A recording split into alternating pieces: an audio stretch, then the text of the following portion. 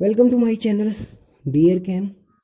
और हम लोग बात कर रहे थे लैंग्वेज ऑफ केमिस्ट्री की। उसमें सबसे इम्पोर्टेंट पड़ाव एटम के बारे में हमने पढ़ लिया था और अब आगे हम लोग पढ़ने जा रहे हैं पोस्टुलेट्स ऑफ डाल्टन। डाल्टन का पोस्टुलेट पढ़ते पढ़ते हम लोगों ने पहला पढ़ लिया था बहुत अच्छे से। दूसरे पे आए थे तो दूसरा जैसे ही हमने पढ़ा उसमें एक वर्ड आया जिसका नाम था एलिमेंट्स, और हम वहीं पे आकर के अटक गए। देखो, आज अगर जो आपने ये वीडियो देखा अच्छे से तो आपको पूरी तरह से एलिमेंट्स के बारे में क्लियर हो जाएगा।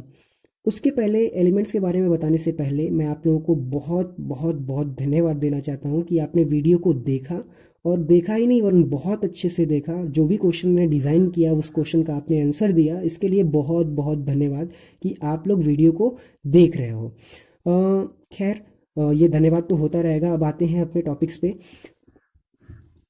दूसरा जो हमारा पोस्टुलेट था वो ये था कि atoms of different elements combine in fixed ratios. उसके पहले हमने बात करी थी कि भाई हमें इस पोस्टुलेट को पढ़ने से पहले एलिमेंट्स के बारे में पढ़ना होगा। एलिमेंट्स के बारे में देखते हैं। एलिमेंट्स वर्ड देखने में थोड़ा सा डरावना टाइप में लग रहा है, लेकिन बहुत ज़्यादा डरावना है नहीं। जैसे ही पढ़ोगे वो पिक्चर क्लियर होता जाएगा, तो उसके बारे में बहुत अधिक पेनफुल नहीं होना है। चलो समझते हैं हम क्या होता है एलिमेंट्स। उसका सबसे पहले हमने डिफिनेशन, बहुत ही सरल लैंग्वेज में हमने डिफिनेशन लिख रखा है, उसको हम देख लेते हैं। देखो डिफिनेशन में क्या है कि an element is a pure substance composed of only one kind of atom. एक बार और ध्यान से पढ़ो, an element is a pure substance composed of only one kind of atoms. ये क्या है? ऐसा सबस्टेंस जो कि प्योर हो और वो केवल एक ही प्रकार के एटम से मिलके बना हो, उसको हम क्या बोलेंगे? एलिमेंट्स बोलेंगे। अब यहाँ पे तो बड़ी दिक्कत वाली चीज़ हो गई कि सर एटम्स के भी टाइप होते हैं क्या? जी हाँ, बिल्कुल टाइप्स होते हैं। तो आपका क्वेश्चन आएगा सर कैसे, किस प्रकार से एटम के टाइप होते हैं? तो बहुत ही सिंपल है, बहुत सिंपल लैंग्वेज में आपको मैं समझा रहा हूँ। आप जहाँ पे बैठो वहाँ पे बैठे रहो और अपने आसपास की सारी चीज़ों को देखो, ध्यान से देखो। क्या सारी चीज़ें एक जैसी दिख रही हैं क्या? नहीं, बिल्कुल नहीं दिखेंगी आपको। आपके कपड़े अलग होंगे, आप जिस चेयर पे बैठे हो उस चेयर का कॉन्स्टिट्यूएंट्स अलग होगा, फर्श जो है, फर्श की जो दीवारें होंगी वो भी पूरी तरह से अलग आपको दिख रही होगी। तो इसका मतलब ये है कि जो मैटर है वो एक ही प्रकार के एटम से मिलके नहीं बना हुआ है। अगर मैटर एक ही प्रकार के एटम से मिलके बना होता तब तो फिर सब लोगों का रूप, रंग, शेप, साइज सब एक ही जैसा होता है ना। तो इसका मतलब बहुत ही साफ है कि जो मैटर है वो एक ही प्रकार के एटम से मिलके नहीं बना हुआ है, ये डिफरेंट डिफरेंट टाइप का एटम है। और इसी डिफरेंट डिफरेंट टाइप के एटम को ही हम क्या नाम दे देते हैं? एलिमेंट्स। एक बहुत ही सिंपल, बहुत ही कॉमन एग्जांपल से आप समझो। जैसे सपोज दैट आपके पास एक कार्बन की छड़ है।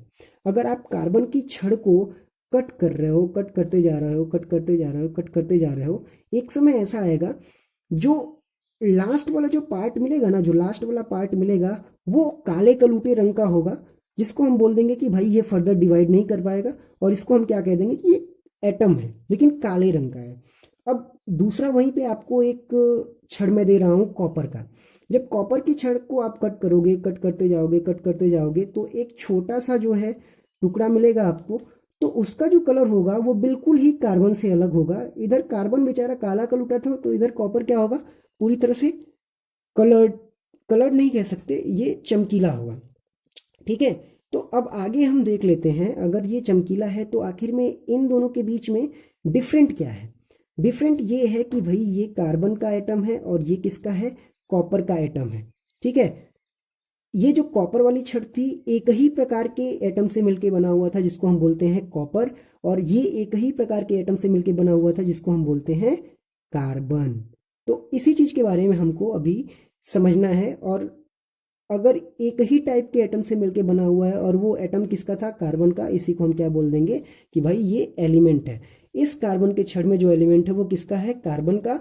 और कॉपर के छड़ में जो एलिमेंट है वो किसका एलिमेंट है? किससे मिलके बना हुआ, किस एलिमेंट से मिलके बना हुआ है? वो है कॉपर से मिलके बना हुआ है। तो बहुत ही सिंपल है, बहुत ही कॉमन है एलिमेंट और एटम को समझना। मुझे जहाँ तक उम्मीद है कि आपको एलिमेंट के बारे में समझ में आ गया होगा। अगर नहीं समझ में आया तो एक बार फिर से डिफिनेशन को आप लोग समझो। An element is a pure substance composed of only one kind of atoms. मतलब कि एलिमेंट एक ऐसा सबस्टेंस होता है जो कि कंपोज्ड होता है केवल एक ही प्रकार के एटम से। जैसे अगर जो कार्बन की छड़ है तो वो किससे मिलके बना होगा, कार्बन से, मतलब कार्बन इसका क्या है, एलिमेंट है। जैसे अगर जो कॉपर की छड़ है तो वो किससे मिलके बना होगा, कॉपर से, मतलब कॉपर इसमें क्या है, एलिमेंट है। अब आते हैं हम दूसरे पॉस्टुलेट पे। ये पॉस्टुलेट क्या कह रहा है, दूसरा जो पॉस्टुलेट कह रहा है डॉल्टन का, वो ये कह रहा है कि atom of different element combined in fixed ratios. मतलब कह रहा है कि डिफरेंट डिफरेंट एलिमेंट जब कंबाइन करते हैं तो वो मैटर को बनाते हैं, और वो जो कंबाइन होता है बिल्कुल फिक्स्ड होता है। फॉर एग्जाम्पल अगर हम वाटर को ले लें, अगर आप वाटर को ले लोगे तो वाटर को, आपको पता है वाटर किससे किससे मिलके बना हुआ है, हाइड्रोजन से, और किससे मिलके बना हुआ है, ऑक्सीजन से। और आपको बहुत ही क्लियरली पता है कि वाटर का फॉर्मूला क्या होता है, H2O। H2O होता है, H2O में हाइड्रोजन कितना है, 2, ऑक्सीजन कितना है, 1। मतलब कितने के रेशियो में है, T2:1। अगर आप 1 लीटर वाटर ले लो ना, तो उस वाटर में जो हाइड्रोजन और ऑक्सीजन का रेशियो होगा वो चेंज नहीं होने वाला, वो 2:1 का ही रहेगा। मतलब कि वाटर के जो मॉलिक्यूल होंगे, अगर एक मॉलिक्यूल मॉलिक्यूल आप वाटर ले रहे हो तो उसमें 2 हाइड्रोजन और 1 ऑक्सीजन आपको मिलेगा। बस यही जो है ये थ्योरी आपकी कहनी चाहती है, ये पोस्टुलेट आपका बोलना चाहता है, और आपको इस चीज़ को बहुत ही क्लियरली समझना होगा। तो खैर, फिर से हम एक बार देखते हैं कि पोस्टुलेट क्या है, atom of different elements combine in fixed ratio. Element के बारे में आपको पता हो गया, और दूसरा पोस्टुलेट के बारे में भी आपको पता हो गया। तो इस पोस्टुलेट को भी आपको पूरी तरह से मुंह पे लर्न करना है, याद करना है। ट्राई करो कि आप इस पोस्टुलेट को पूरी तरह से कंठस्थ कर सको।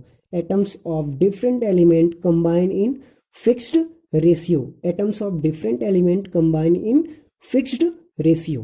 पहला तो याद ही हो गया है, दूसरा भी आप लोग को अब याद हो जाएगा एक बार रिवाइज करोगे तो।